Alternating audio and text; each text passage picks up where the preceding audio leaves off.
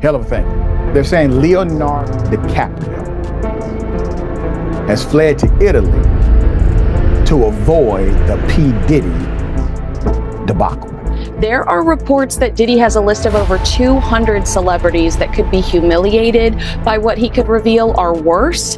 Could he take some of these people down with him if he were to testify? And it's everyone, politicians, musicians, models, movie stars. There will be a lot of nervous people thanks to that press conference. How many of those 8 celebrities were close to being underage or potentially underage? 2 males. Kevin Hart retreated to his vacation homes in Europe and other secluded locations, hoping to avoid questions about his involvement in the case. This move isn't surprising, particularly after a raid on Diddy's Miami property revealed hundreds of tapes, allegedly linking at least half of Hollywood to some highly compromising activities. Leading the effort to stay out of the spotlight is none other than Kevin Hart, a longtime rival of Cat Williams. When you hosted for Diddy, did you catch any baby oil? I hosted for Diddy. Kevin, come here. Can you go get some girls so we can be in the bedroom with some girls? Let's get some girls up here, please. First and foremost, I'm not getting in the bed. You asking the wrong person the wrong question. That's like your question. Say pause. Pause. Don't acknowledge this. It has nothing to do with me and Puff. Nothing to do with me and Puff right now. The reason Kevin is being questioned is due to newly rediscovered footage of him hosting a Diddy hotel party back in 2010. He's safe in jail? Wrong person. The reason Kevin is getting questioned is because of this newly rediscovered footage of him hosting a Diddy hotel party back in 2010. I'm not jumping the time myself. Once everybody gives out, just me and the lady. What I do best? Oh! Did the camera catch that? Got the camera! In the footage, one bikini-clad woman's hair catches on fire in the hot tub, but none of the celebrity guests at the party have been accused of any wrongdoing. That's my brother right here from day one, says one source, before the conversation shifts to an explosive new revelation. An actor has come forward claiming to have video evidence suggesting that Kevin Hart and Diddy were getting unusually close, or at the very least, sharing intimate moments with the same woman. The footage hints at the possibility that the two might have been involved in some wild and unconventional scenes. I have insider information on Diddy and Kevin Hart's involvement. I know this because I was on a TV show with a girl who was actively dating Diddy at the time. There I am. A quick Google search will tell you who she is. This girl was paparazzi'd with Diddy back in 2022-2023. Obviously, the cast was concerned about her because the Cassie lawsuit just dropped before filming. Now, the first week of filming just had to be Valentine's Day. Now, Diddy's girl got a very expensive bouquet of flowers delivered on Valentine's Day, but she refused to tell anybody who it was from. It's a reality show, so obviously drama went down. Diddy's girl decided to leave the house for a week. So my girl and I decided to break into her room to redecorate it for show purposes. Just playing along with the drama of the show, we were shocked by what we found. Bro, there's no way. Bro.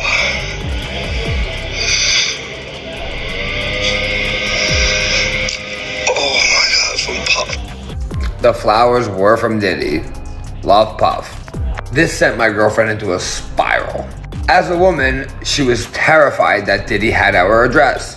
She let the girl know how she felt and put the card back where she found it. The girl told Diddy what happened, and then Diddy threatened production. So the Diddy girl started screaming at my girlfriend, saying that Diddy was going to sue her because of what she wrote on the note. Worried that we were all going to discuss this sick that he was doing on our TV show. The fact that he wanted to silence a girl that he doesn't even know for writing on a note is absolutely insane. Production then pulled every cast member aside and instructed us to no longer have any Diddy conversation for the duration of the show. Diddy threatened to bankrupt our TV show and my girlfriend. We thought it ended there, right? But then Diddy's girl got mentioned in a lawsuit that came out publicly. When this went down, Diddy's girl happened to be in a fight with another castmate. Now that castmate just happened to be dating J-Lo's ex-boyfriend Casper. Diddy's girl was scared that the other castmate was gonna use this Diddy stuff against her during their fight. So she decided to make a call to guess who?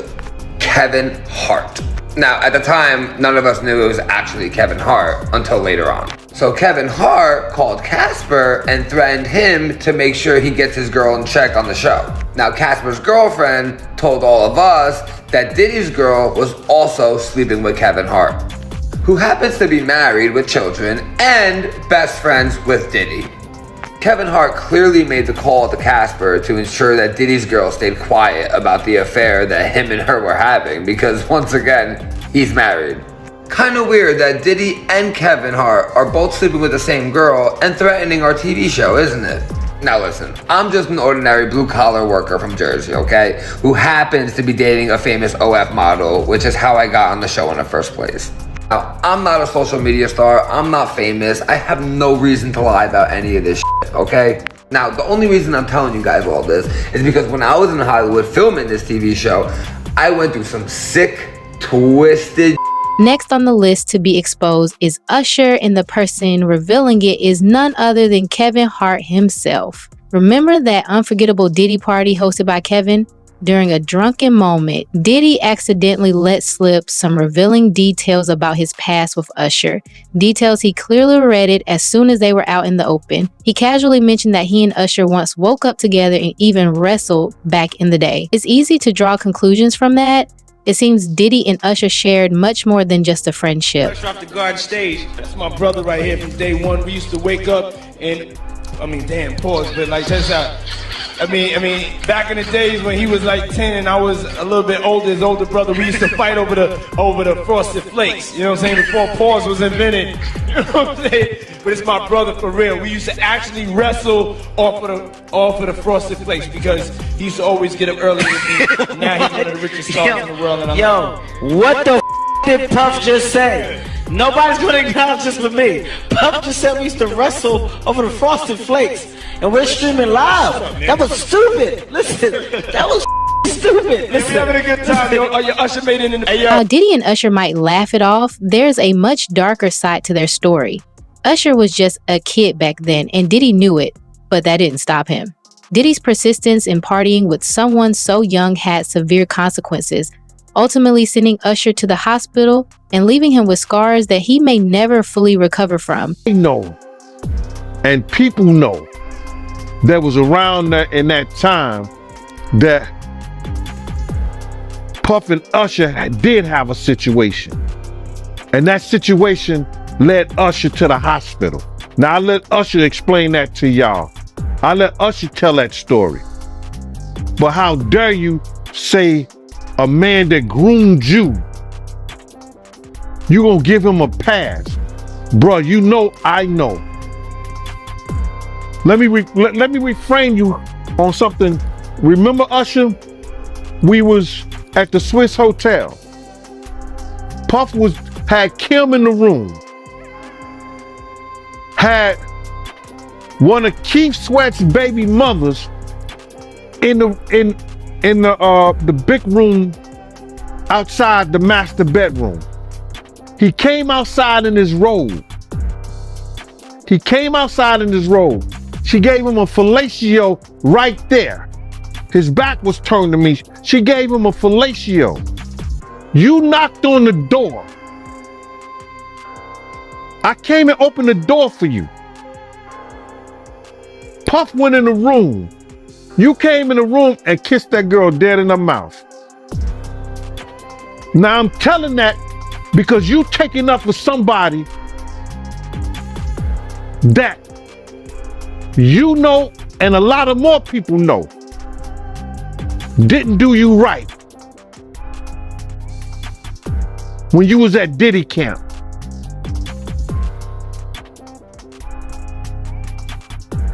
Y'all put it together. And what you mean by Diddy camp? Remember? He was on one of the talk shows, the white guy with the curly hair. What's his name? The white guy with the curly hair. And he said, yo, would you send your son to Diddy camp? And Usher said, no. Ask him why he won't send him to Diddy camp. But yet and still you praise him.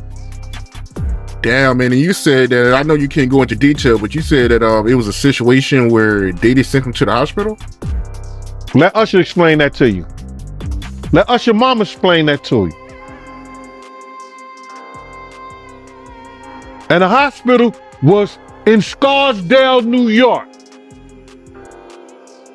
The next high-profile figure to seemingly flee the country is none other than Oscar-winning actor Leonardo DiCaprio. Reports suggest he's taken refuge in Italy, a country that notably lacks extradition agreements with many other European nations.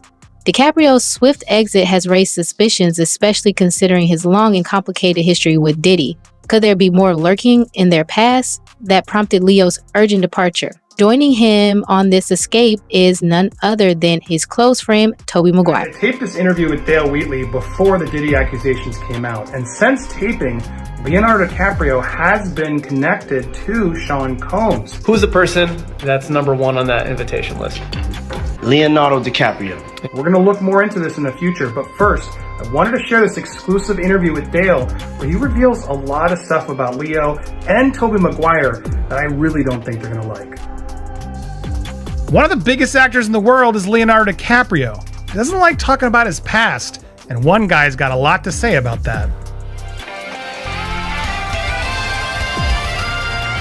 Welcome to Popcorn Planet. I am Andy Signor. Ages ago, I did a video over on my channel, Hugging the Cactus, where I met this individual, Dale Wheatley. So glad to have you back on the show, sir. Welcome to Popcorn Planet. Thank you. I'm so glad to see you. You look amazing, and I cannot believe how far you've come. It's amazing. I can't. Oh, both of us, dude. You just got a book. You're on it. Let me recap the audience because we got some juicy stuff to tell you guys. But Dale and I are reconnecting because it's been a while. Dale Wheatley was a writer-producer on a film that you may have heard of. It's one of these indie films that really got a lot of people talking, and it was called Don's Plum. If you're unfamiliar with this film, we actually did a piece on this over on Hugging the Cactus a while back. Dale's here now because he's now written a book that we're here to promote. I want to make sure you guys check it out. It's called Too Real, a Hollywood memoir. I thought, you know what? I made a really good sizzle of you last time we did this. Let's reintroduce folks, because not a lot of people saw this video. You can watch the whole interview there. But how far we've come. Here's the setup of what happened to Dale. This is Dale Wheatley, a filmmaker who scored the ultimate dream of making his first feature film, starring his friends, slowly rising stars Leonardo DiCaprio and Tobey Maguire. The film was Don's Plum, a black and white slice of 90s life that was poised for success and accolades, but instead got served court orders by his own friends, blocking the film's release, destroying friendships, and canceling careers. These guys, were my friends. I feel so betrayed. The effort to stop the film was led by Tobey Maguire. He gathered all of their mutual friends, including DiCaprio, and laid out a plot where Dale was allegedly planning to embarrass Leo in the press if Tobey didn't support the movie. Dale vehemently denies this, and it does seem odd Dale would attempt to badmouth anyone in the press when Miramax was already bidding for the film. In fact, a Premiere Magazine article on Don's Plum published back in November 1998 confirms this, when Jason Blum of Blumhouse fame, who was a Miramax executive at the time, confirmed that Miramax wanted to buy Don's Plum, and that DiCaprio's rep wanted Blum to warn Miramax boss Harvey Weinstein that there would be consequences if they went ahead with the acquisition. Based off of untrue and nefarious statements from Tobey Maguire, DiCaprio went Oh my God! Sorry to pause it. I gotta look at that. Look at that smile. We're gonna get there. The evilness of Tobey Maguire is coming, but just wanted you to see the backstory. And especially when you hear the audio on that. Yeah. Excommunicating Dale from the industry that he loved. The effects of that still hit Dale to this day. In 2014, he had gotten interested in one of his projects from a big-time Hollywood producer. As soon as he found out about Don's Plum, he opted out of the project, stating he couldn't afford to get on the wrong side of DiCaprio. Dale recently decided to set the record straight and release the film free at freedonsplum.com. I was excited to talk to Dale directly to finally allow him to share his side of the story and what he's learned over all these years.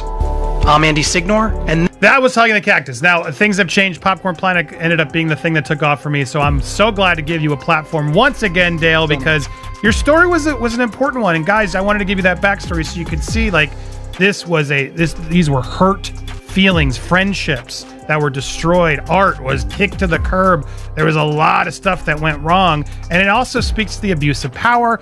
And all of this now, it's been 10 years in the making.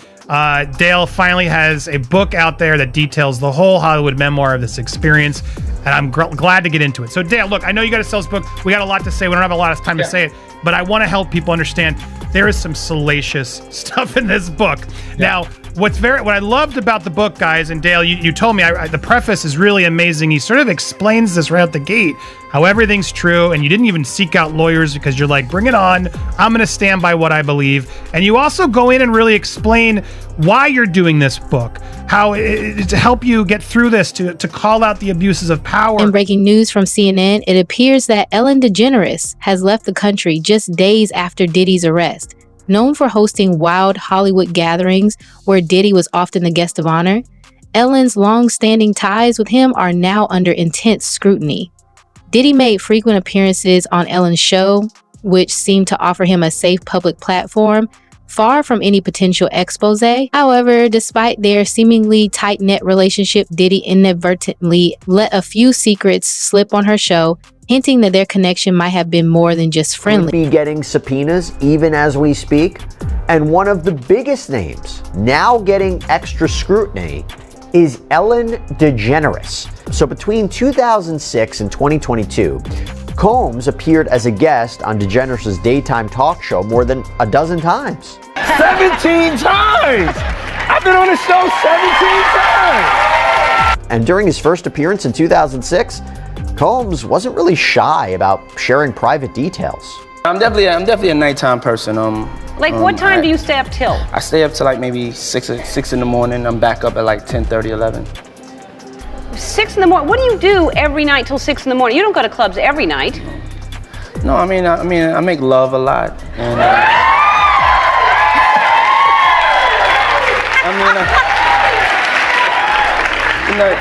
you know, That's Ellen, my favorite answer ever. Many clips of his guest spots have resurfaced recently, including discussions between Combs and Ellen about his infamous parties. It'll go from like 9:30 to like maybe 3 o'clock, 3 o'clock. And then, we have the top 2 floors of the hotel.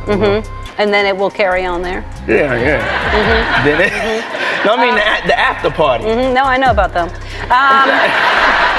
And years later, Combs said he wanted to attend one of Ellen's parties. I have to arrive fashionably late. All right, not too late though. Not too late? Not too late, please. What time would you like me there? I'll tell you later. Okay. But not too late. Because once you get there, the party really starts. Yeah. You know what I'm saying? I got you. I promise you, I'm not gonna let you down on this big one. All right, For good. real. Good. Your shoes, your feet are gonna have blisters. You're gonna be dancing so hard. I can't wait.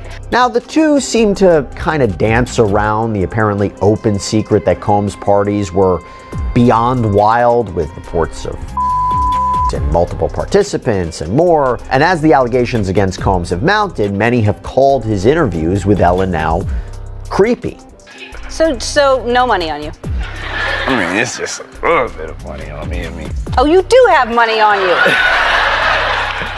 Lord have mercy.